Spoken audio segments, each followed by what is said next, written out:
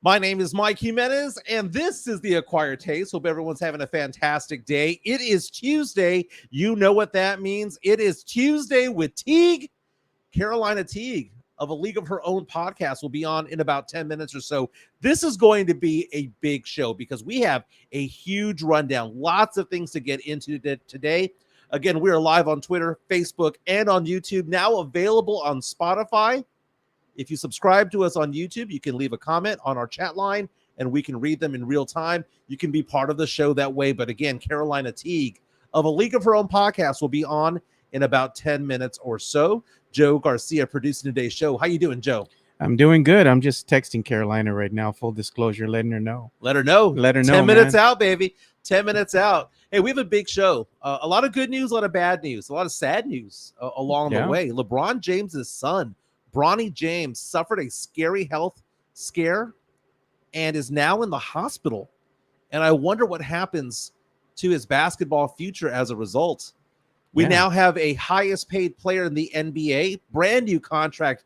Ridiculous. Is he worth that much? That's what we're going to get into. That's the thing. Yeah. A former Spurs player is now going to play for China in the FIBA tournament next month. Man, that was a bit odd. Yeah, has a name change to go along with it.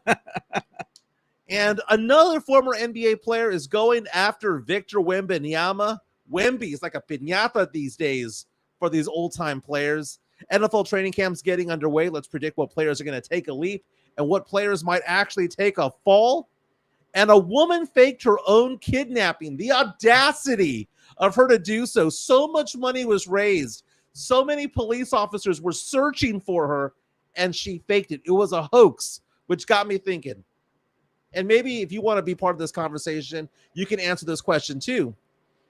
Where would you go if you disappeared for 2 days and no one knew where you were at? Where would you go? Again, we're going until about 1:15 or so, but it doesn't matter if you're listening at 3 o'clock, 6 o'clock, 9 o'clock, or midnight, or even on Wednesday. This is still a good show to listen to because we try not to date anything that's going on. But again, my name is Mike Jimenez, Joe Garcia producing today's show. And we do sports, pop culture, and nostalgia. But before we get going and start talking sports topics, didn't realize I was going to start a controversy on Twitter last night. My wife and I having spaghetti. She decides to make some toast along the way. She had the audacity to give me the butt end of the bread. The butt end of the bread. You know what I'm talking about. Loaf of bread, the two on the end. The two suck-ass pieces of bread. No, man. I looked at her as though she fell out of love with me. By the way, we may need to pull that cord again. The feedback's coming in pretty hard in my ears right now. There you go. Now I can hear myself. Very, very, very nice. Oh, it did it again. I might need to switch headsets when it's all said and done. But welcome to the show. Again, we're doing sports, pop culture, and nostalgia. Lots of people have already been chiming in right now on our YouTube chat line. I do have a poll out on Twitter asking the question, the butt end of the bread, delicious or disgusting? Before I get to the poll results so far, Joe, you for or against the butt of the bread? No, man, the butt of the bread is actually good. Like that's where you put the wiener if you're Mexicano, you know. Oh. You eat your wiener like that, you know. Some mustard on it, you know. That's how the raza eat it, man. That's the thing, man. I am not the biggest fan, and I'm glad to find out that I'm not the only one, because 70 people have voted so far, 56%. I put this poll out half an hour ago, and 56% of the people so far say disgusting. They agree with me. Tim Gonzalez reaches out to us on YouTube, says, yesterday was J-Lo's birthday, man. She turned 54. Speaking of butts, went from the butt of the bread to, one of the nicest butts ever in Hollywood history, Jennifer Lopez. Happy 54. So think about that. Sofia Vergara is 51. Jennifer Lopez is 54. And Salma Hayek is 56. And you can argue that all three have never looked better. I mean, that is Latina blood right there, man. Yeah, man. Right there. Chris Gonzalez reaches out and says, the butts of the bread, only old people eat them. That is true. That is true. Now, some people are going to call me bougie when it comes to this, and maybe it is. But it is the year 2023. You would think that the butt of the bread would be gone, right? Why can't it just be the good slices from the front to the back? Why do they got to bookend it with that crappy slice of bread? I don't understand it. And when my wife gave that to me, I was disappointed. I was like, wait, you don't love me? Why are you giving me this slice out of all the slices that are there? Maybe it was punishment for leaving the dogs out, man. Oh, dude, that's been months, man. I posted photos yesterday on Twitter of my dogs hanging out in the front. They love the fact that I work from home. Because after this show, we end here around 1:15. Yeah, I am home by 1:45, and the dogs are inside the entire time. I will let you know they're outside right now because, they got to do their business, and they can't be indoors all day. They got to do their dog things. But they were indoors from 8 to 11:30. So they've been taken care of today. Okay, I'm a good dog owner. I don't care what anybody thinks. Now, the breaking news this morning, though, was the fact that we now have a new highest paid player in the NBA. And when I think of highest paid player in the NBA, I would think maybe it would be Nikola Jokic, right? Maybe Jokic because he's, two-time MVP, finals MVP, finals champion, led Denver to the NBA finals. No. Is it Giannis? No. Is it a young gun like Luka Doncic?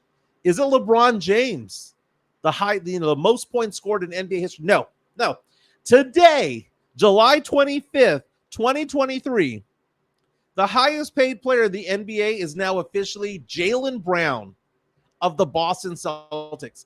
Don't get me wrong. I like Jalen Brown, and I wish he was a Spur, but not at that price. Yeah, I know he averages 26 points per game, and I know that he's a young stud out there. But Jalen Brown signing a 5-year deal for $304 million, a contract that starts at $52 million in year one and then balloons to $69 million by year 5.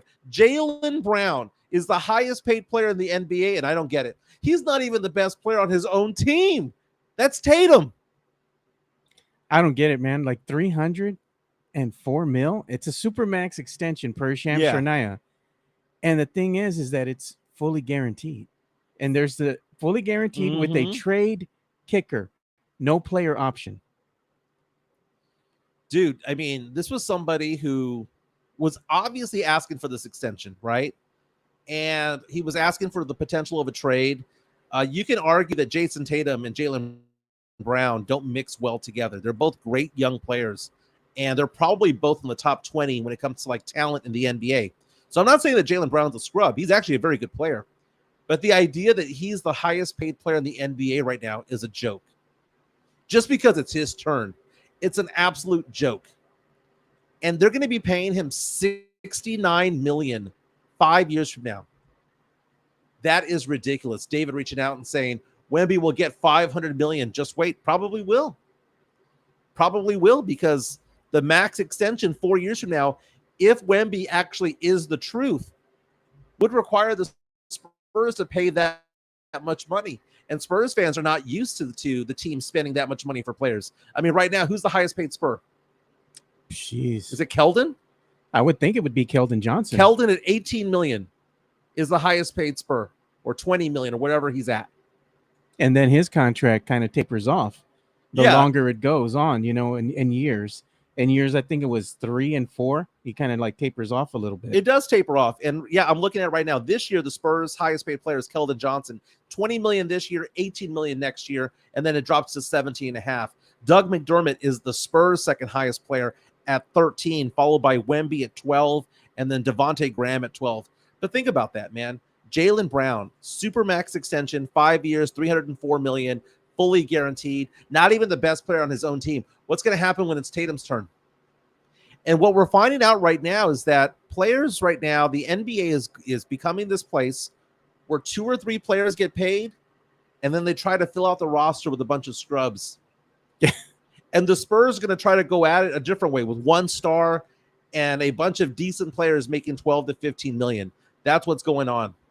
The thing is, too, is like what's dictating the asking price for Jalen Brown? Is it they're trying to forecast that with the CBA changing, and that more money will be there. Money will be there, yes. But then are they predicting that his caliber of player is going to be warranted this amount of money in the future? And they think by giving him this amount of money now, they're going to save money in the long term. That it's going to be a deal later on. Yeah. But it's like this in football. You see this, Lamar Jackson is the highest paid player in the NFL right now. He's not even the best quarterback out there. True He's probably number 4 or 5 or 6 on the list when it comes to it.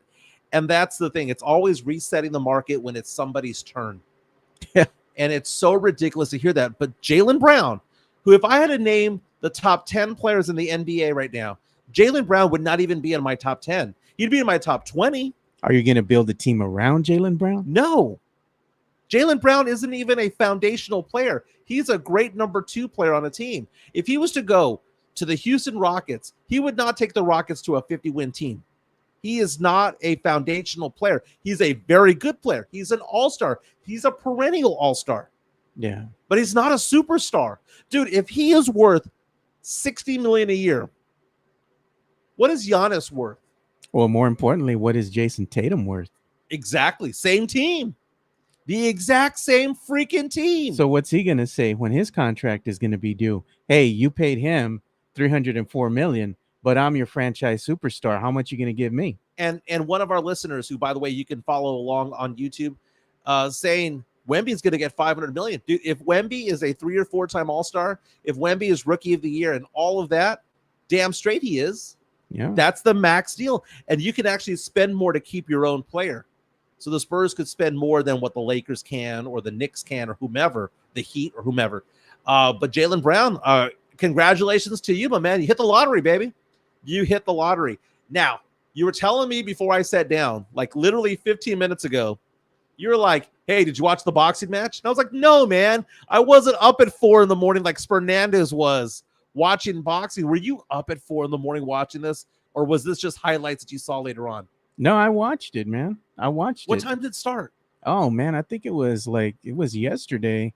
It might have been. I don't remember. It was a blur to me because I was up till like 2, 3 in the morning, like doing editing and all this other stuff.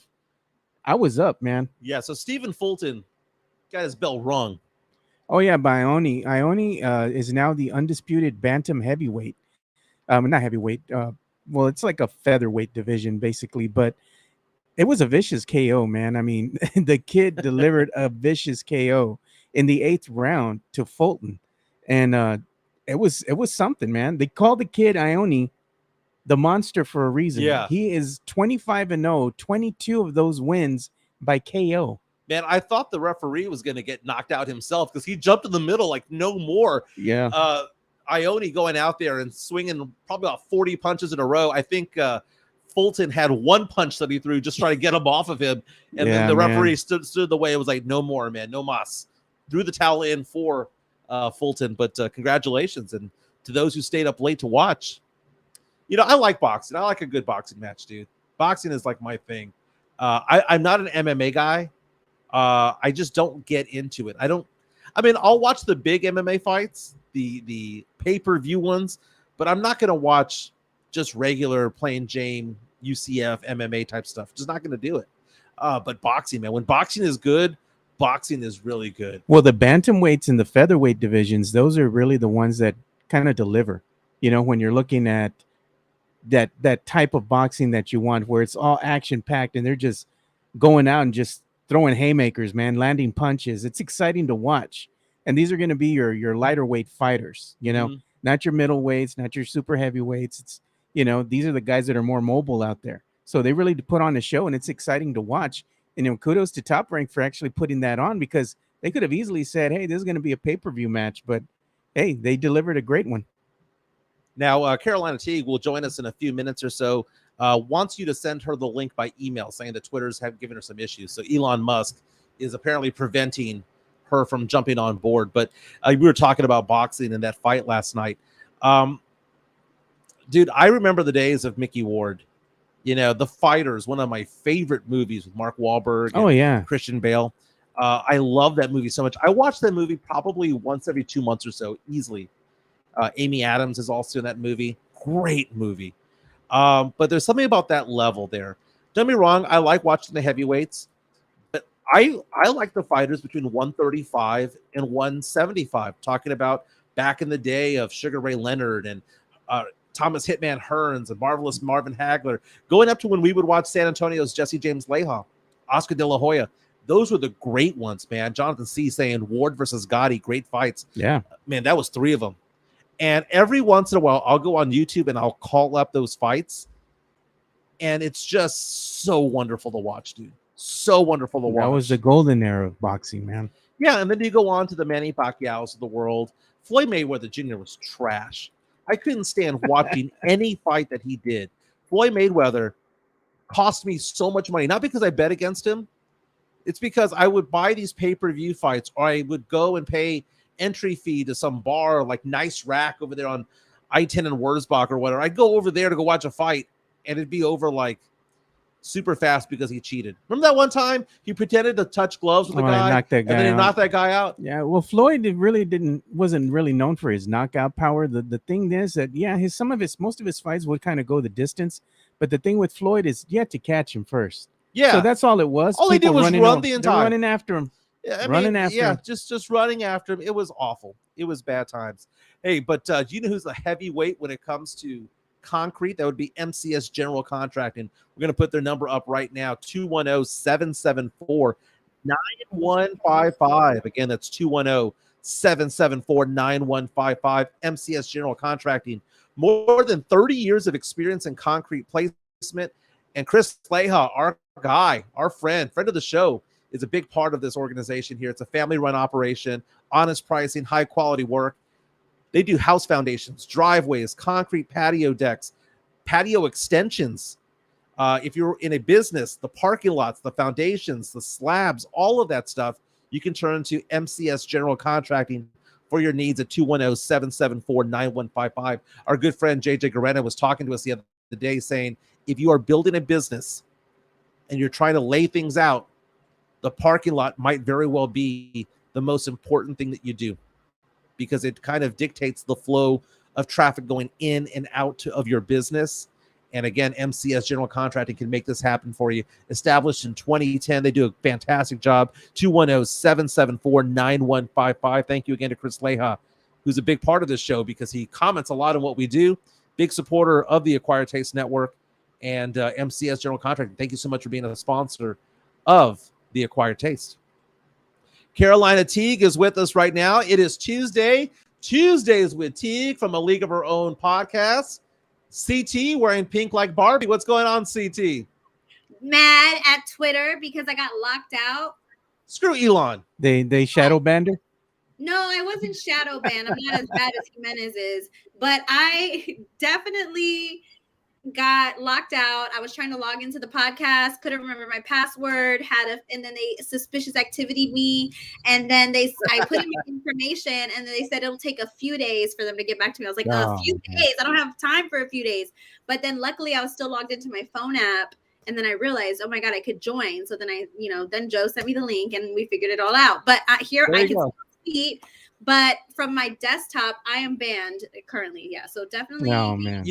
Even with the technical difficulties today, we're on the go, baby. No one knows. It's just us. There's no more feedback. We figured out the whole Twitter thing. Just sending you the link by email. This is all going as planned, baby. I had to send the email to, and that's the thing too. It threw me off for a little bit. I was like, "Is this Carolina?" I was like, "Oh yeah, that's her government name." That's her government name. We talked about that with Katie Goodman because we called Katie Catherine the other day. Yeah. And she goes, and we had to tell her that's what Carolina Teague calls your government name. Government name. Because her email was Catherine at whatever. And it was like, so that's kind of funny. I just noticed I got a text message right now from Joe that says, the show starts in 3 minutes, right? I was outside. I was walking on. Okay. I usually get here 30 to 45 minutes before the show starts. And it was like 3 minutes before, and I'm walking in. I'm putting everything on, so sorry about that, Joe. That's okay. I was just trying to keep you straight, man. It's like, you want me to hit go and you're gonna just walk in? That's big fine. Time. Yeah, am I big time? Big time, dude. I ended up seeing Barbie House. That's why I'm wearing pink. I forgot to tell you, I saw Barbie House, and I'm currently having allergic reactions to the Saharan dust. I just wanted to tell everybody that I am severely allergic to dust. And this whole weekend knocked me out, even when I was watching Barbie movie, because I am deathly allergic to dust. And when my friends told me that Saharan dust was coming into San Antonio, I was like, what the hell is that? Am I going to die? Because I'm scared. Now, real fast, letter grade on Barbie. Give us a letter grade. Oh, my God. B+, but I'm a woman. Oh, there you go. There you go. I'm looking forward to it. I'm going to watch it this weekend. I promise you I am. Hey, if you're going to go watch it, you're going to wear pink? Oh, of course I will. I am not one of those guys who's like, oh, pink is a girly color. That's not what an alpha would wear. Well, my God. Well, guys don't wear pink. We wear salmon. Salmon. No. I have, and my wife gives me crap about it because my favorite tie to wear, and I used to wear, shirts and ties and suits and all that to work all the time. And doing what I do for a living, I realized over time that people don't want that anymore. People want to be real. So I just wear polos and slacks these days, right? But back when I would wear a suit and tie every day, Justin Timberlake style, I would wear a pink tie a lot. Like pink ties were all part of my rotation, probably 2 out of 5 days out of the week. I love pink ties. I wasn't wearing a pink shirt or a pink suit, but the accent, with the pocket square and all that, it looks pretty good on brown skin. That's what I'm saying. Hey, we got a comment here for you, Carolina. Jason Garcia, a good friend of the show. He says, will Carolina ever wrestle in RCW? Well, that's up to you. You answer that. I'm going to wrestling practice today, and I might go on Thursday. So I am doing some fun stuff with wrestling soon. And I'm not afraid to kick anyone's ass, especially anybody. I'm sorry, David, your allergies are bad. I feel your pain 100%. But yeah, for me, I'm going to be a part of, something soon. And I am practicing really, really hard. And I don't take anything the wrestlers do lightly. Even me taking a simple bump is a lot of hard work. And it takes wrestlers over 1 year to 2 years to get in the ring for the first time. So it's nothing light. And it is Taco Tuesdays. Jimenez, real quick about pink. I think it's so sexy when men have the balls to wear pink. There you go. So the fact that you're wearing pink, you're not afraid. There were so many men watching the Barbie movie that were dressed in pink to support their wives. So yeah, wear pink. Pink is sexy. And I think it takes a lot of masculinity for a man to wear the color pink. And by the way, I heard your take on what you like in boxing between 135, I think, to 170. That is a huge range, Jimenez. That's a huge range. No, that goes from De La Hoya, Leija all the way up to the middleweight class. That's what I like, man. There's a certain, because they kick each other's asses there. It's not a slow science. It's not. Those are the big boys. Yeah, man. I don't want to see the 225. I don't want to see Klitschko. I don't want to see any of these guys that are just trying to hit somebody with one punch and knock them out. I want to see a flurry of 15 punches in 3 seconds. I wanted to be where it's like the guy from the Matrix, where he's trying to punch Neo, and the hand is the fist is going. They're all moving all over the place. Yeah, I want to see that type of fight. The second best fight though, Fiesta fights. Oh man, the Fiesta Sucia fights. You know what? I want to know in Fiesta fights. By the way, Fiesta fights are 10 out of 10 because. How many fights were you're 1-0, right? I think we talked about it before. You're 1-0 in Fiesta fighting, and you had to really step up, and we really had to show, what our blood is really made of. Because I've gotten into a Fiesta fight before. I feel like it's a rite of passage in San Antonio. You have to get into a fight at Fiesta if you want to be rolled into Fiesta culture in San Antonio. You are not San Antonio if you have not been into a fight. I agree. Chris Gonzalez say, but we only wear pink on Wednesday. That's a man that's seen Mean Girls. That is a man who has seen Mean Girls. Love it. I want my pink shirt back. That was for you, Chris Gonzalez. We're live on Facebook, YouTube, Twitter, and we're also available later today on Spotify. So however you consume us, thank you so much for that. But again, if you are watching us on YouTube, you can leave a comment and we can read them in real time. Now, Carolina, scary story this morning. And it was one of those things that dropped around 10:30 this morning. And I'm like, oh my God, I cannot believe this happened.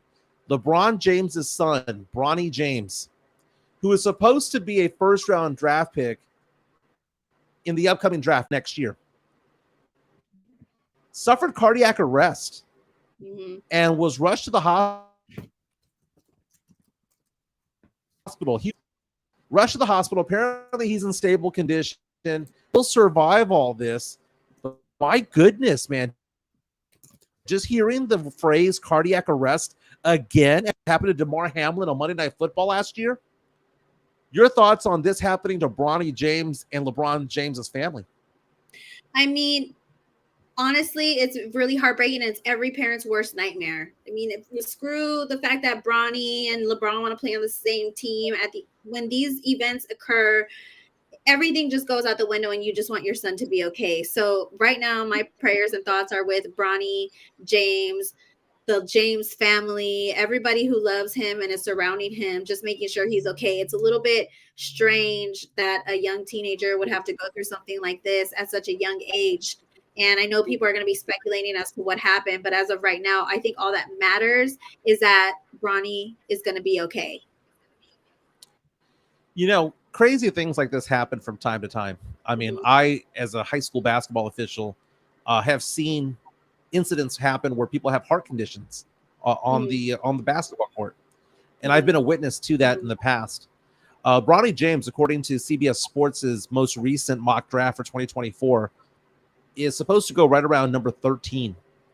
This is a guy that is about 12 months away from living his NBA dream, to follow in the footsteps of his dad, who's arguably one of the 5 greatest players in NBA history. And the pressure that comes with being his son.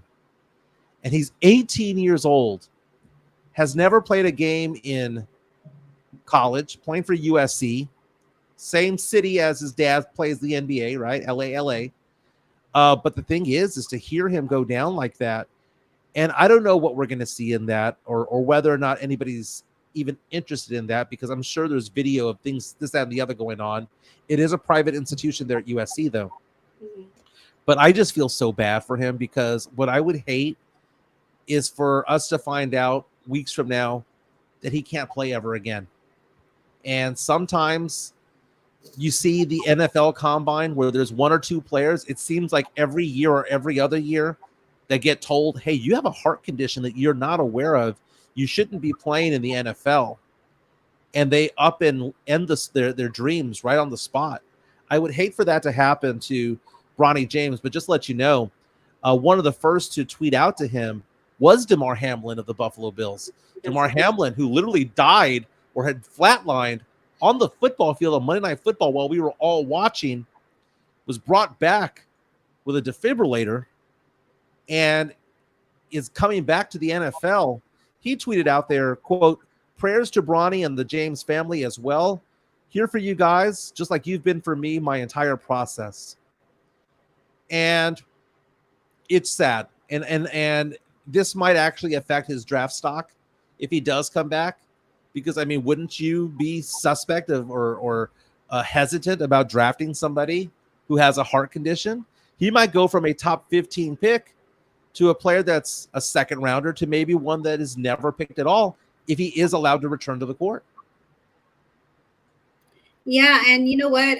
Paul Cantu said, "Here comes the jab talk." That stuff is already happening. There's a ton of people who said it's because he had the COVID shot as a young child. They've seen an increase in a lot of kids in youth league sports going under cardiac arrest because in the state of California, you are required to get the shot in order to play indoor sports as a kid. So that talk is already happening and people blaming the shot for the reason why this happened. But the reality is nobody really knows what happened. And hopefully the right testing occurs, like Matthew had said in the comments. Shaq's kid went under, had heart surgery and he's still playing. As a matter of fact, if you're talking about Sharif, he was at NBA Summer League. I saw him and he looked like he was in great shape. But for me, all that matters is that he should be okay, but it doesn't surprise me that the jab talk is already occurring. And then there's also the parenting talk. They're already scrutinizing LeBron and saying they pushed Bronny too far because he has more of a defensive back build than an NBA basketball player build. So that criticism is going to come, which is the unfortunate side of what happened, but I'm glad he's okay. Yeah, we had someone, Mario Cavazos, reaching out to us right now saying R.I.P. Reggie Lewis, who played for the Boston Celtics. Died of cardiac arrest. He was just 27 years old when that happened back in 1993. I remember that happening. That's why I think the whole jab talk is just kind of whatever. That they will say that for whatever reason. But we've seen this happen before. We've seen this happen with a Reggie Lewis. This isn't the first person who's had cardiac arrest during a basketball practice. I've seen it happen. I've seen cardiac arrest happen at one of my games that I've officiated. It happens from time to time. Because we don't know the medical background of these people. We don't know what they've done. We don't know if he's had a heart condition before because it's none of our business. And that's the thing. The LeBron James and his family, through a spokesperson, has said that they want privacy at this time. Yeah, Cham Sharnaya actually was the one who put up the statement from LeBron James and his family. And they were just saying LeBron and Savannah wish to publicly send their deepest thanks and appreciation to the USC medical and athletic staff for their incredible work and dedication to the safety of their athletes. So they were also asking, to give them some time, to go ahead and, I guess, process the whole thing, and they just want some privacy. I mean, it's their kid, Mm-hmm. We look at LeBron James and of course he's internationally known and all that, but he's still a father who's concerned about his child, And then remember Hank Gathers passing away in the early 90s as well, if I'm not mistaken, during the 1990 WCC tournament. Yeah. He was just 23 years old. So that's the thing, is that we could name other times that this has happened, pre-COVID, post-COVID, that you've seen cardiac arrest happen. It just gets amplified with the last name being James. If it was just somebody who played for USC that no one knew, that it wasn't LeBron James's family, no one would care. It's not that no one would care. It just wouldn't be as big of a story, and that's the thing. And I hope he's still able to live his NBA dream, because at this point, I know it's trivial to say draft stock, but I'm sure as he's laying in a hospital bed right now recovering, that dream is not gone yet. I'm sure he still wants to play in the NBA like his dad did. And it's just one of those things where, it might be more difficult. The road to getting back might be more difficult. Maybe he doesn't play college this year. And if he doesn't play college this year, then what happens? Does he lose his scholarship? Does he, what happens next? It could have just been a freak accident too. Maybe a combination of things, fatigue and dehydration. Maybe he's taking some supplements. All these things mixed together kind of help produce this cardiac arrest that he suffered, So the doctors hopefully will go ahead and figure it all out. And maybe, Bronny will go on to experience a very great NBA career. Yeah, the Hank Gathers issue involved medication as well. Yeah. So it was something that he shouldn't have been prescribed or something to that effect, if I'm not mistaken. Talking to Carolina Teague of A League of Her Own podcast.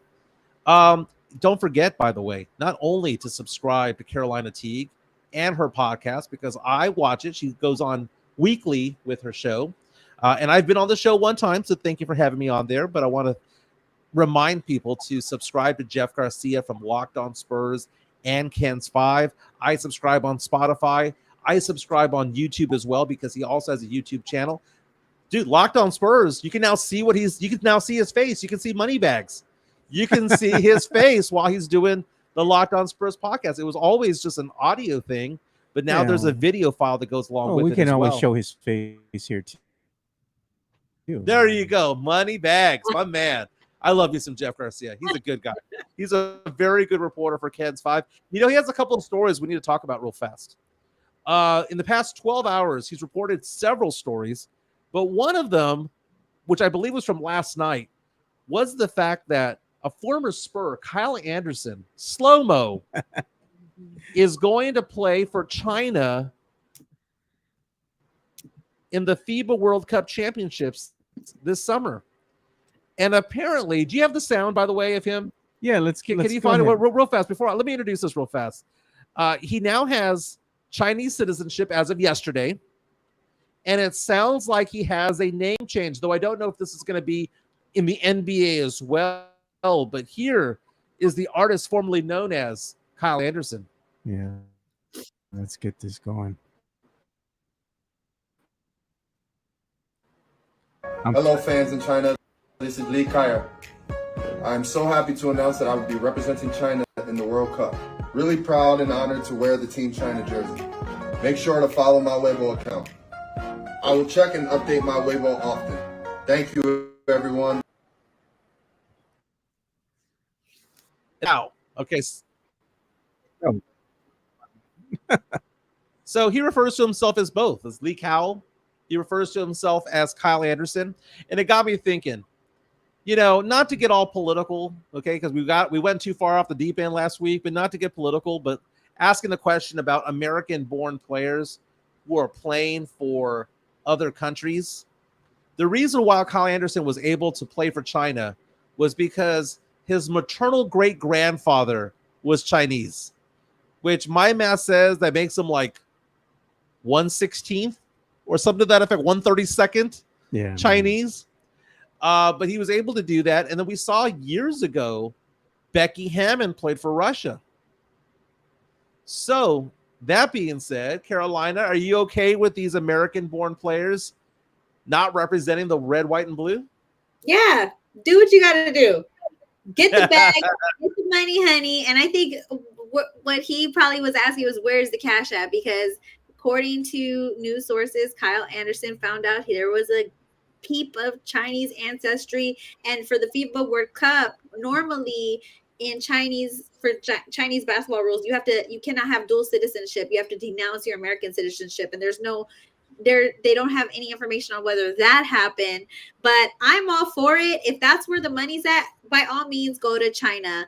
If you can claim anything based off your ancestry, claim it. Walk into your Russian greatness. Even I want to get an ancestry test soon because I want to find out my roots, because I know I'm Mexican, okay? That's my culture, where we come from.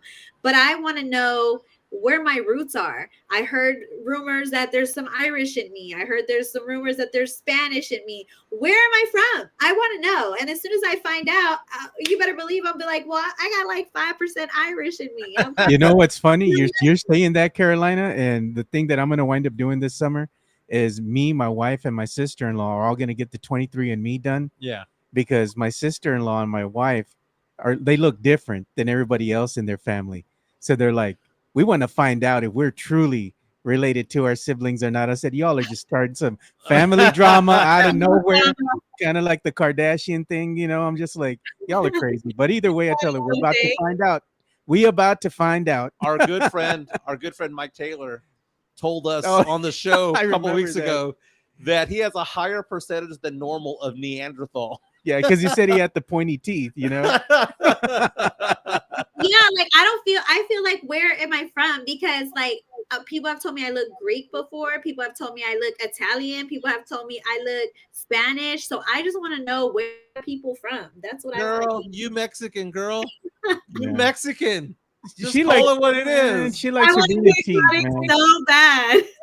I know she likes her some bean and cheese. She's Latina. You want 5% of a different country so that you can claim it and like Claim it. Oh, and I want 2% Indian because shout out to all my Indians. I love Indians and like like the ones from America, the ones that we go deep dive. Native American. They country was stolen from them. I want reparations too. So hopefully one of that is next for me. Shout out to all my Indians. I love y'all. Y'all my people for real. So I'm part native. I'm part native, Carolina. Native. There we go. Apache. I use the wrong word. See, I need to get used to the lingo if I am native. You see what I'm saying? So I've been told that I'm part coconut, but man. we'll go on to a different topic now. But here's the thing: Jeff Garcia from Locked On Spurs and Ken's 5 is also reporting that another former NBA player is going after our franchise guy, Victor Wembanyama. Who the hell is Olden Polynice? Okay, oh, man. Okay, Olden Polynice, I recognize the name. Okay? He's still around? Okay, Olden Polynice is somebody who played in the NBA for a long, long time. He was a first-round draft pick by the Chicago Bulls in 1987. He played for the Sonics, the Clippers, the Pistons, the Kings, back to the Sonics, the Jazz. He's a journeyman. And then he played these, G League type of things going on, semi-pro. That's just what he did. He's a lifer when it comes to it all. Shanghai Sharks, did he make a round over there? Did not make a round over there, but he played for the Las Vegas Slam, Grand Rapids Hoops, Pennsylvania Valley Dogs, the Gary Steelheads, the Long Beach Jam, Michigan Mayhem, the LA Aftershock. Okay, this guy has seen a lot of basketball. But at the same time, he hasn't been in the NBA in almost 20 years. But that being said, going out there and saying that Victor Wembanyama's ceiling is that of Sean Bradley. No, Lord, man. Because Sean Bradley is tall too. Sean Bradley played 20 some odd years ago and was a bit of a scrub. And then we heard this from Tim Hardaway Jr., right? By the way, is Tim Hardaway a Hall of Famer? I heard that he is. I think he is, man. Why? I mean, not to be a hater. I grew up in the 90s too.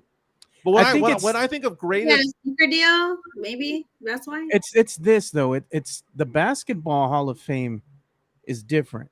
Mm-hmm. Like you don't have to have the actual accolades. I guess it's your contributions to the game and all these other factors that go in it as well. When I think of the greatest point guards of the 90s, Tim Hardaway does not come to mind. Yeah, and I think it was you that said he's a UTEP alum. Yeah. So, you take a look at UTEP 85 to 89. There you go. 14th overall pick by the Golden State Warriors. I don't get me wrong, he was a good player. 5-time All-Star. Best trash talker in the business. Dude, if he's an All-Star, if he's a Hall of Famer, LaMarcus Aldridge is a Hall of Famer. No. LaMarcus Aldridge has more All-Star appearances than this dude. Mm-hmm. Tim Hardaway is not a Hall of Famer. Olden Polynice, bite me. He wasn't even a good player. Olden Polynice was just a backup's backup. Yeah. And to come out and say that he's going to be Sean Bradley, Carolina, your thoughts when you see all these players from the past trying to come out and make a name for themselves on Fox Sports to talk trash about Wemby. Was it the Carter show or some dumb show that they got? Yeah. Well, when I hear these players think about, talk poorly about Victor Wembanyama, I've done a lot of research on emotional intelligence because that's what I've been into the past few years. And the first thing that stands to me out is like projection. How you feel about your way inwardly is kind of how you project the world to be and how you perceive it to be. Victor Wembanyama has not played one game in the NBA, and people are already making these assumptions about it. So they already perceive him to be a failure before he even plays one game in the NBA. So that says more about them than it says about Victor Wembanyama. Victor Wembanyama, the facts are he is working really hard on his game. He does want to be one of the best. He's in the Spurs system. He's being trained under Coach Popovich, who, by the way, if you guys don't remember, he was able to build up Tim Duncan, the greatest power forward of all time, depending on who you ask. So then you have him being able to coach David Robinson. He's in a good system where he wants to be, where he belongs. So this is all projection. And since we're on the topic of Tim Hardaway, let me just say this. He's a good basketball player. Hall of Famer, whether you like it or not, that's up to you guys. But one of my good friends, Walt Chisholm, he's a beat reporter for the Dallas Mavericks, goes to all the games. When I spoke to him about Tim Hardaway and his comments towards Victor Wembanyama, these words came out of his mouth, and I think that he hit the spot on the head. He said, if Tim Hardaway wants to criticize Victor Wembanyama, he's not the person to do it because his son, Tim Hardaway Jr., I have to watch him on the court do a poor job for the Dallas Mavericks. So if anybody's here to judge players, it shouldn't be Tim Hardaway because he has poor judgment with his son's skills as well. I mean, don't get me wrong. Tim Hardaway was a good player. Definitely. Olden Polynice was good enough to be in the league for a decade. Yeah, he was one of those supporting cast. But neither one of them have the tools that Victor Wembanyama has. And here's the thing. I would hope that Wemby gathers all of this as motivation, as bulletin board material to say, hey, look, all of these guys from the past are coming out and saying that I'm going to be a scrub, that I'm not even going to be an all-star, that I'm all hype. I hope that he takes that and internalizes it and comes out with a big F you attitude. And the thing that we hear about Victor Wembanyama is that he has a bit of a swagger to him, that kind of a mentality of like, I'm not going to be pushed around. We saw him play 2 games in the summer league. The first game, he was all out of sorts, whirlwind, all eyes on him. The second game, we got to see the reason why the Spurs got him and why he's considered to be a generational talent. He's getting some rest right now. He's lifting weights right now. I like that Wemby is out of the picture for the next month or so. But that being said, all of these players right now, Tim Hardaway, Olden Polynice, all of these guys going out there are trying to make a name for themselves. They are doing this contrived BS because I know in their heart of hearts, they don't believe that. And if they do believe that, then they're stupid. To come out and say, Olden Polynice come out and say, well, these international players, when they get to the NBA, it's just, they don't really have that success. What the hell are you talking about? The 5 best players in the NBA right now are international players. This isn't 1998. This isn't Dream Team with Angola. The best players in the NBA right now are coming from overseas. Giannis, Jokic, Doncic, all of them. I've noticed that some players have an inferiority complex when it comes to international players, and they get critiqued a lot harder than American players. I've been noticing that. American players are soft. That's why I like the international players. They're soft. Mm-hmm. And, I think this is going to be a year that we see a couple of leaps in the Spurs team. We're going to see a leap from Devin Vassell this year. We're going to see a leap from Jeremy Sohan because Sohan doesn't have to do everything anymore. If he focuses on what he's good at, and there's certain things that he's really good at, just get great at that, dude, he'll be fine. He'll be perfectly fine. Yes, I said something nice about Sohan. Yeah, I was like, where is the mic on? Like, what's going on? Talking to Carolina Teague of A League of Her Own podcast. Now, Jeff Garcia did have another article today. By the way, follow him on Ken's 5 and on Locked On Spurs, the podcast, and also the YouTube channel. Olden Polynice. Okay, end of the bench kind of player. Tim Hardaway was a 5-time All-Star. Can't believe he's a Hall of Famer, but whatever. But there is a legend that has come out today and said that Victor Wembanyama is going to be a stud, that he's expecting a lot of good things from him. And that player that I trust even more is Irvin Magic Johnson. Magic saying that Wemby's going to be must-watch TV this year, that he's great for the NBA, and that he's going to be a special player. I believe what Magic has to say, not Olden Polynice. Magic is on point sometimes. Like, well, I haven't seen all his takes, but I trust Magic Johnson more than anything because he lived that life. He was a superstar. Yeah. And I'm pretty sure one superstar can tell who the next superstar is going to be. And a lot of superstars have come out to say that he is going to be great. And I think that Victor Wembanyama should not worry about the haters, whether it's people that are alumni of the NBA either. He should just focus on the positives instead of the negatives. And that's what we should all do in life. We should all focus on the positives instead of the negatives. Wemby hasn't even played a game yet. Has not even played a game yet. He'll be perfectly fine out there. Talking to Carolina Teague of A League of Her Own podcast. Again, follow her on Twitter, follow her on Instagram, Facebook, follow her on her podcast as well on YouTube. This whole Wemby talk, I cannot wait. I think the Spurs are going to have a really good season. I think the Spurs are going to win 46 games this year. I was right when I said that they were a 20-win team last year. Okay, they got down to 22. It was close, but I think the Spurs are a 46-win team this year. I cannot wait for it. Real fast, buy me a coffee. Oh yeah, put that. Want to say a shout out? Thank you to certain people out there: Miguel Vela, Charlie Hernandez, Renee Miller, Jason Garcia, Chris Leja, Chris Moreno, Memo Rodriguez, and some listeners who go by Ramin Cole and Simple Vic have all contributed to the Buy Me a Beer. So, Joe, explain what Buy Me a Beer is. Buy Me a Beer is basically a tip. If you like what we're doing, you kind of want to give us a tip and support the show, you buy us a beer. You know, I believe the beers cost $5 each. Yeah. So anytime somebody sends us a tip, man, we greatly appreciate y'all's support.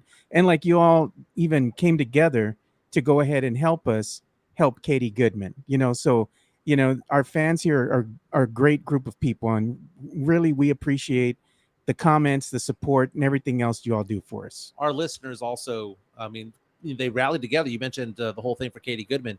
$200 raised. That's a good amount. $200 raised. That helped pay for her. I'm so proud of Katie.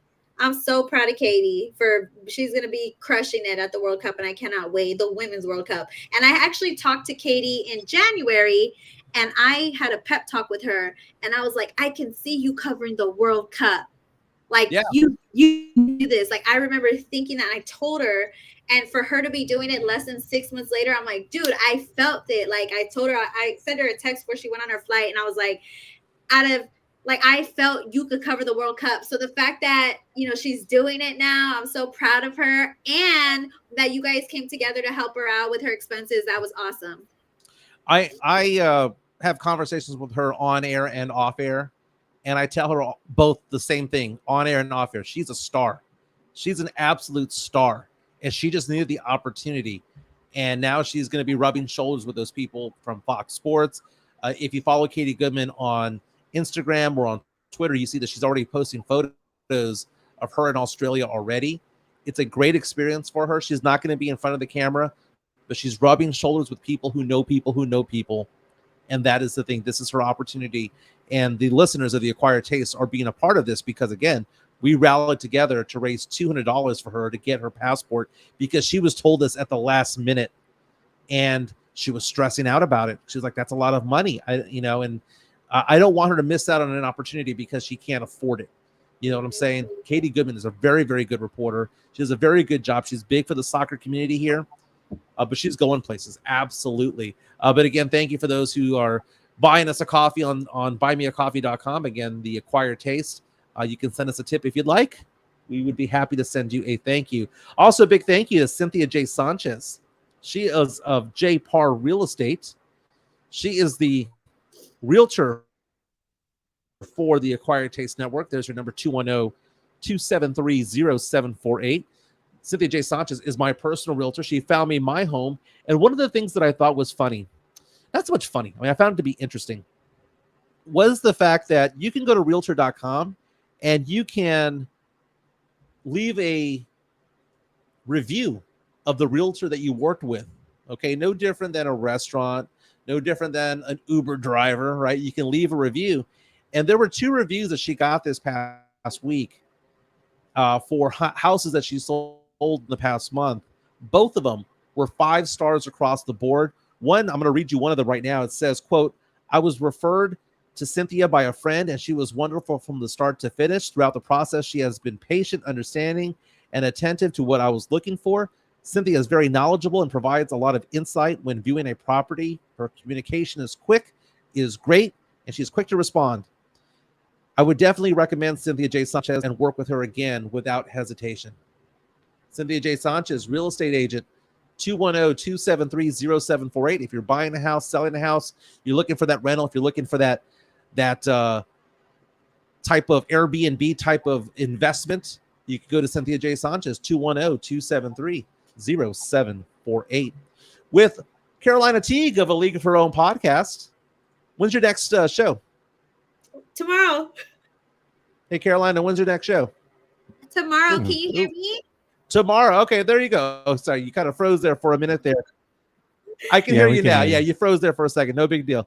But training camp begins this week in the NFL. Players have reported the Cowboys are in Oxnard, California. What we're going to do now is talk about the NFL right now. And Carolina, let's grab the crystal ball. Let's talk about some players, maybe some teams that you think will take a leap, and some players and teams that you think might actually tumble this year. Who do you got? The Chicago Bears are going to take a leap. And the reason why I say this, oh my, you freaking homer. You homer. You can call me whatever you'd like. She's coming in and out. Hey, Carolina, you can you hear me? Oh, go ahead. Go ahead. You're back on. You're calling me? Yeah, we can hear you. Call me whatever you'd like, but at the end of the day, I am very realistic, and I do know exactly where the Chicago Bears stand. Everybody thinks that they were, once you are at the bottom of the barrel like they were last season, the only way you can go is up if you make the right moves. The Chicago Bears had the #1 pick. They decided to trade it off. They started to trade that off that pick, and they got DJ Moore. They have more weapons on their wide receiver core. Justin Fields last season, he's a player I think who's going to thrive this year in the passing game, because although he was criticized heavily because there was a lack of passing, but he had a great run game, which is pretty sad for a quarterback. It's because he didn't have the weapons around him so that way he could be utilized. You could easily say that Darnell Mooney was one of the good wide receivers on the team, but he was injured up halfway through the season. So he had to deal with his injuries. Then you had Chase Claypool, who really didn't do much. You see them make the trade for DJ Moore. They put more weapons around him on the offensive line so he can have more protection. And he's not only good in the running game because he's strong and effective and he can push through the ball. It's hard for players to tackle him. But I think we'll also see an improvement on his passing game as well because of how the Chicago Bears improved around him. I think that the Bears are going to have a better season this year. I mean, they were 3-14 last year. Do I see them being 12-5? No, but can I see them getting to 7 or 8 wins? I think that's a possibility. I mean, there are a lot of people who are just Justin Fields haters, the same way that people were haters for Jalen Hurts. And they're like, oh, he sucks. That was the whole thing from Cowboy fan last year. Oh, man, he sucks. No, he doesn't. He needed some seasoning. And I can see the Bears being a better team. There are a couple of teams that I really like this year. The Seattle Seahawks, I've talked about it several times. They're my team to come out of the NFC. And it's not even my dark horse. That's the one that I look at and I think to myself, they've got it. They've just got all the players that they need at the right positions, and they've got a quarterback that doesn't mess up. Mm-hmm. So I like the Seahawks this year. I kind of think that the Niners are going to take a step backwards this year. I don't trust their quarterback play this year. And I can kind of see both the Cowboys and Eagles being better this year, but winning fewer games. I can see the Cowboys being a better team, but being 11-6. I can see the Eagles being a better team and being 11-6, 12-5. Because they have such a hard schedule this year. But as far as players are concerned, the rise up, the fall down, this is going to be Trevor Lawrence's year. Trevor Lawrence is going to be in the MVP consideration this year. That is a team that is going to blow up this year. That's a guy that's going to throw for 4,600 yards, and he is going to ball out. Mm-hmm. Now, the fall off is probably going to be in the running back position for me. Dalvin Cook. I know Dalvin's been crying for a contract, but there's a reason why they don't want to pay you, because this is the type of the season. Once you get to about 27, 28, 29 years old, you fall off a cliff, and I see certain running backs falling off that cliff. Maybe, just maybe, Saquon Barkley falls off the cliff a little bit too. Saquon signed a new contract today, $11 million. He was offered the franchise tag. They slapped the tag on him for 10.1. He got pissed off. They gave him 11 plus a $2 million signing bonus, so at least he got more scratch. I'm happy for him when it comes to that. The Broncos, I don't buy. Sean Payton's there. I love Sean Payton, but Russell Wilson's under center. He sucks. Other players to kind of like take a leap or take a fall. Dare I say Aaron Rodgers taking a fall? Like, if you told me that the Jets were going to go 12-5 and win the AFC East, I'd believe you. But if you told me that they would go 5-12 and he'd be pouting the entire year, I'd also believe you. That's a tough conference to be in. Mm-hmm. So if I had a bet on a player to fall that's a quarterback, a 40-year-old Aaron Rodgers might be a good bet. I'm right there with you. I agree with you 100%. And not to mention a team that I think is also going to regress, since we're talking about regression, it's also going to be the Green Bay Packers. And I'm not. You don't believe in Jordan Love? No. And here's the thing. Green Bay was the best third down team. The third best team at avoiding third downs last season. And the reason for that is because of Aaron Rodgers. Is Jordan Love going to be that effective on the field and allowing them to get past the third down so that way they can get more touchdowns, make more points, win more games? I don't think so. So, and that area itself is going to be a regression. Who's to say how effective Jordan Love's going to be on the field? But I think that's a key component as to why they're not going to be as effective as they were last season as this season. So it's going to be a crazy switch in the NFC North, and I'm excited to see, what's going to happen from there. We got some Cowboy haters coming out the woodwork here. Story of your life. Jonathan C. says a 40-year-old Aaron Rodgers is better than a healthy Dak Prescott. That is some hate right there. Well, man. You know what? If he's going to bring the hate, you got to back it up with facts. So I'm going to go ahead and hit him with some facts. So I've been waiting to play this graphic here. So we're talking about Dallas Cowboys right now. It says quarterback with the best third down conversion rate on third and over 5. Number 1, Patrick Mahomes, 44%. Yeah. Number 2, Dak Prescott of the Dallas Cowboys at 43%. Number 3 on the list, Tua Tagovailoa at 40%. Then you have Jimmy Garoppolo at 38%. Trevor Lawrence, 37%. 6 is Jared Goff at 35%. 7, Joey Burrow with 34%. And then they have honorable mentions,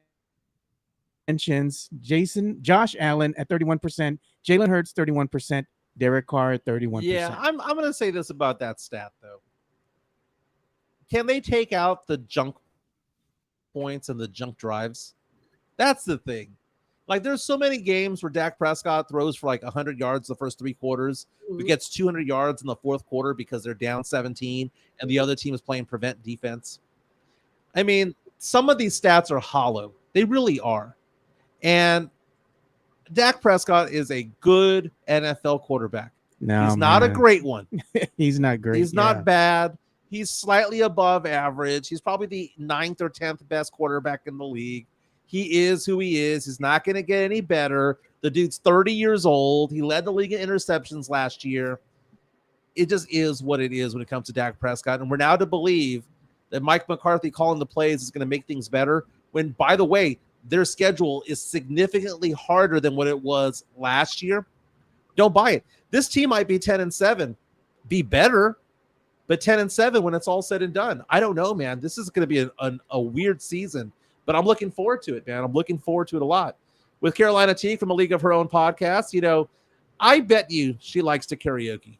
I bet you that she goes out there and karaoke's because there's going to be a karaoke night this Thursday at Serenity Manor. It's an events venue on Old Bandera Road right across from Floor's Country Store. Go check that out from 6 to 10 p.m., though last time they went to 11. Wow. 6 to 10 p.m., it's family karaoke night. So you can take the kids if you want, take your teens if you want, go karaoke, go have something to eat. SA Curbside Eats will be there on Thursday. Karaoke and Bobby Brown. Again, they're going to do karaoke night every other Thursday night, but it's happening this Thursday over there at Serenity Manor. The address right there, 14405 Old Bandera Road in Helotes, 14405 Old Bandera Road. I really enjoyed it. We had a lot of listeners that showed up as well. It was a good time. We had about 60, 70 people out there, man. Wasn't bad at all. Hey, by the way, they're also going to have an open market there on August 19th and 20th. If you want to go or if you want to sell your stuff, reach out to them. Again, it's the 19th and 20th. They have tables that you can have inside the building or outside the building. Artisans, crafters, bakers, those who make clothes, pet treats, and more. Reach out to Serenity Manor if you want to take part, or reach out to me, and I'll get you in touch with the people. Man, it's a beautiful venue. Thank you for showing those photos right there. Look at that venue right there. Just indoor, outdoor. You can have weddings out there, quinceañeras. You can have family reunions, corporate events. They do the karaoke in that big room right there. There's a bar off to the side that does beer, wine, and margaritas. But I got to ask you, Carolina Teague, the last time you karaoke'd, what song did you do? Oh, I always do the same song. I always do Notorious B.I.G. More Money, More Problems. Nice. Man. But give us a location. You said that. I like to make fun of your cousin because he says it's kitty corner. Yeah, my cousin says it's kitty corner. Catty corner, dude. Got kitty corner. Now, Carolina, if you and I were to go karaoke, you know, it would either be like a Kelly Rowland song with like, didn't she sing a song with Nelly? So Kelly, way back in the way day. back, you know, Dilemma. no dilemma, right? No matter what I do, No okay, matter what I do. yeah. She ready right now, man. So yeah, I think we would do that song, or even like I've always wanted to sing "Knockin' Boots" by Candyman, Oh but I have no girl to sing the "Ooh Boy I Love You So." Never ever want to let you go. I got a song for us too, Jimenez. We could do Cameron. Hey ma, what's up? Let's Oh, yeah. You gotta get it on tonight. You smoke, I smoke, I drink. Me too. Me too. No good, because we gonna get it tonight. I love karaoke. There you go. There you go. That is Carolina Teague. Hey, we talk sports, pop culture, and nostalgia over here. And this is neither pop culture. This is not nostalgia. It's just kind of a funky story. Who here? Raise your hand if you heard of the name Carly Russell this past couple of weeks. Carly Russell from Alabama, 25 years old, made all the news that she had been kidnapped, right? There was a police search for her. There was, all these search teams looking for her. More than $60,000 raised on GoFundMe to help with the search efforts to figure out what happened. She called 911 and said that there was a toddler on the interstate and that she was pulling over off the side of the road to go help that toddler out. And then she just disappeared. And then 2.5 days later, just rolls up into her own house. Like nothing happened. Now police said this whole thing was a hoax. Wow, man. So we got to talk about this for a little bit here, okay? Because by the way, those who donated money, over $60,000, that money is not going to be returned until the investigation is over. Whenever that's going to be, right? You were following this story, Carolina. What were your thoughts when you heard about this? It doesn't surprise me. Like, people do weird stuff all the time, and I don't know. I just thought that it was a little bit strange. I mean, obviously I believe that a lot of Black women go missing every year. So I understand why people jumped on it and took it really seriously. But for actual victims of crimes like this, it really makes people weary of, should they go search for a person or not? And people shouldn't have to feel like that. There was also a story in Dallas where a couple called 911 to get a reward for pulling over a top 10 fugitive, and he was promptly arrested. Well, Crime Stoppers didn't want to give them the reward because they called 911 before they called Crime Stoppers. But they were adamant that if they would have called Crime Stoppers first, then he would have gotten away. So stories like this really discourage the public from doing the right thing, and I don't think it should discourage people. It's actually a shame that people do things like this, and she should be punished. I think people should get punished when they make up lies. The number of African-American women that I saw on TikTok this past weekend who were so angry, saying, how could you do this? Right? Because again, like you said, when people go missing, it's typically the African-American women that get neglected when it comes to that, as far as media coverage is concerned and public awareness. So I can see why there's people who are upset with her. She doesn't say where she went. The speculation out there, and it's just speculation, that maybe she was with some other dude. Her boyfriend initially said that she stood by her, but is now kind of, going back and forth when it comes to that. Yeah, like, where were you at? And then also there was a story about a Caucasian sports reporter in Texas who covered Texas A&M a few years back who went missing as well, but really she never was missing. And people were also getting on her, like, she got all this mass media coverage and, you weren't actually missing. it just really puts a damper on women who actually go missing, women who are victims of sex trafficking, women who are victims of crimes. And it's not okay that people put these women or these men who create these false reports that they're missing do this to their family members and people who really love them. It's not okay at all. No, it's not okay. I hope she gets charged with something. You know, get charged with something. Get charged with lying and using false police reporters or false reporting or something to that effect. Yeah. Now let's have a little bit of fun with this. Yeah, okay. I'm ready. Okay, because I'm married. Rumor has it you're taken too. Rumor has it. Okay. You disappear for 48 to 60 hours. You don't answer your phone. No one knows where you are. You didn't tell anybody where you were going. You were just going to bounce for 60 hours. Where is Carolina Teague going? So my first question to you is, what is my budget? What's my budget? Okay, let's go ahead and say the first budget is $1,000 and it has to be a staycation. Okay. The second one is you got $5,000 and you can go wherever you want to go with that $5,000. Staycation. I'm going to be here in San Antonio, hiding out downtown near Tobin Hill. And well, actually, I'll be found pretty quickly there. I think I'm going to go to Wimberley so nobody can find me. You took my answer. Yeah. And then I'm going to, oh, well, great. That is not a great hiding spot if that was your pick too. You could just go hang out at Kirby. I didn't realize she was so bougie to say Wimberley. I was afraid that people were going to call me moneybags for it. Well, that's the last place you'd find me because I'm usually in Kirby, you know. Just go hang out at the Kirby. Was it that Kirby event center they have? The bowling alley where everybody smokes. I had my baby shower at the Kirby Event Center. And you're gonna get secondhand smoke over there, girl. Everybody's always smoking in there. So what are you doing in Wimberley out there?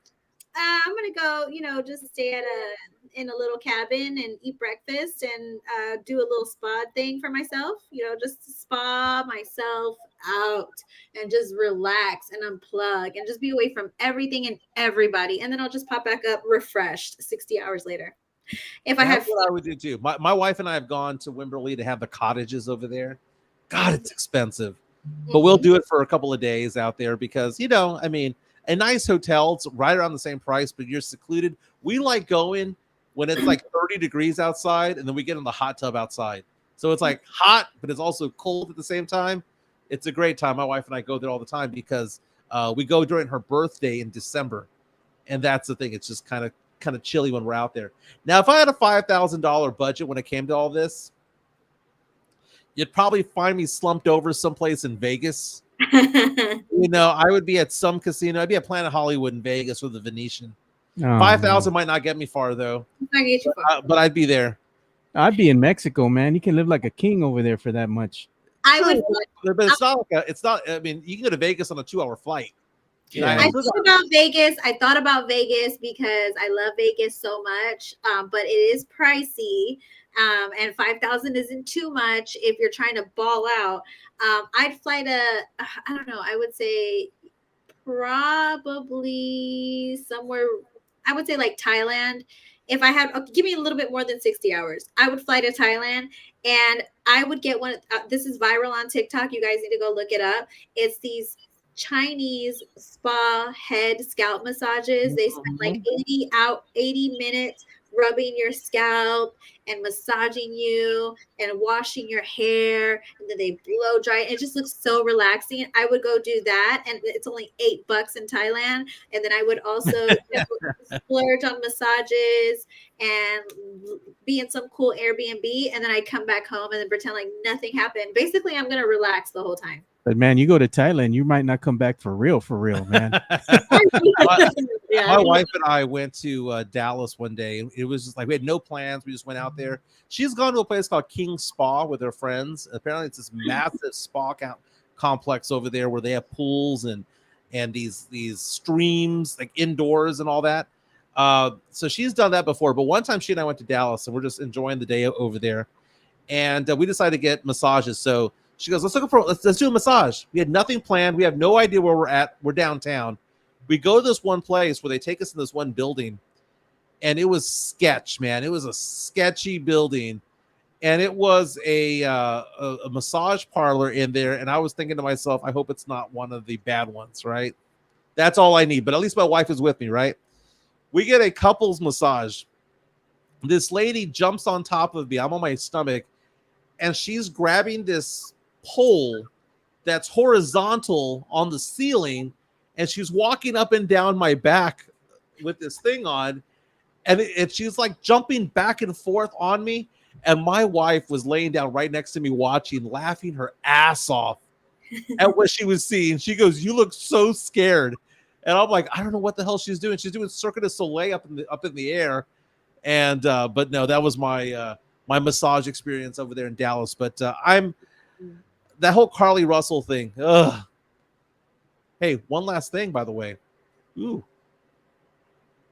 the lights go out. I guess. Oh, I thought you guys are doing a cool new trick. No, I was has like, a what? mind of its own today, man. Well, everything here is controlled by Wi-Fi. So something happened right now where the app actually glitched. I think tomorrow we'll go on to Dr. Roxy. Or do we want to talk about Dr. Roxy real fast?